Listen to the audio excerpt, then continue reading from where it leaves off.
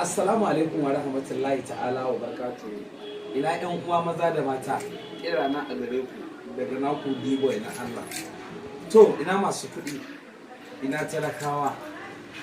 Shin menene amfanin hasada? Hasada fa bala'i ce kuma babban cuta ce. Kuma sannan zan fara akan masu kuɗi. Shi wannan da kake gani bai sai siya ma komai ba a rayuwa, babu abin da wannan zai siya ma a rayuwa. Kuma sannan wannan kuma ba zai iya siya ma komai a rayuwa da kake gani.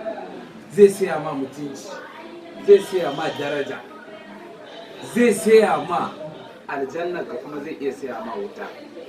Shi wannan da kake gani ba komai bane a rayuwa, ka kare darajarka da mutuncinka shine zaman duniya. Da Allah ina kira talaka, ina talaka yake.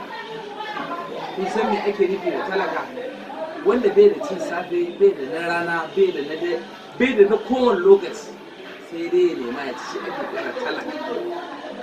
To ina kira gare ku masu rufin asiri, dan Allah maza da mata, kar da mu bari wannan da kuke gani ya sa mu rena kanmu ko kuma mu rena wasu.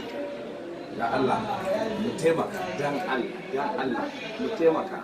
In Allah ya rufa ma asiri to ka taimaka wa wani, ko da naira 5 ne amfani da kai. Wata ran zai yi alfahari da kai, ubangiji ma zai alfahari da kai. Kar ka bari wannan ya siya ma wuta, gware ya siya ma aljanna. Da Allah ina kira gare